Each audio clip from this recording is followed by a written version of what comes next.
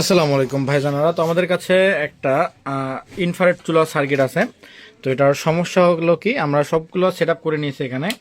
তো যখন আমি লাইন দিলাম, অন বাটনটা প্রেস করে ধরে থাকলাম, এখন ফাংশনে গেলাম, ফ্যান ঘুরতেছে কিন্তু এখানে E3 শো করতেছে।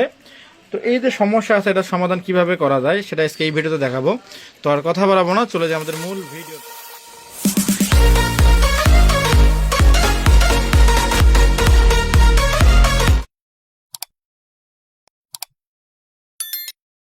তো আমাদের এখানে যে E3 দেখাচ্ছে, তো E3 সাধারণত ইনফ্রারেড চুলার ক্ষেত্রে সেন্সরকে ইন্ডিকেট করা হয়। সেন্সর যদি খারাপ থাকে সেক্ষেত্রে আপনার E3 দেখাইতে পারে। তো এই সেন্সরটা ভালো আছে কিনা খারাপ এবং সার্কিটটা ভালো আছে কিনা খারাপ, এটা দেখার জন্য আমাকে জাস্ট কী করতে হবে, সেন্সরের লাইনটা সুন্দর করে শর্ট করতে হবে। দেখেন আমি সেন্সরের লাইনটা শর্ট করে দিলাম। এখন যদি আমরা এটা লাইন দেই,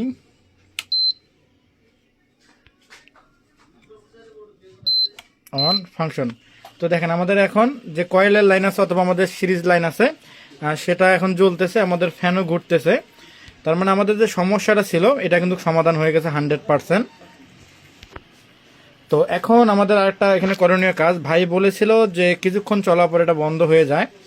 আর একটা জিনিস আপনাদের এই ভিডিওর মধ্যে আমি শেখাবো, সেটা হলো কি, ফর এক্সাম্পল আমরা যদি এখান থেকে একটা আমাদের ফ্যানের লাইনটা আমরা খুলে দেই, মনে করেন আমরা ফ্যানের লাইনটা খুলে দিলাম।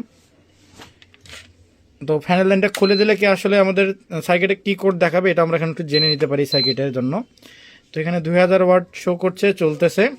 আমরা দেখবো যে ফ্যানের লাইন খুললে কি সার্কিট বন্ধ হয়ে যায়। দেখেন ফ্যানের লাইন খুলে দিয়েছে, এখানে আমাদের দেখাচ্ছে E7। হ্যাঁ, তো এখন এই E7 অবস্থায় যদি আমরা একটা ফ্যান এখানে লাগাই,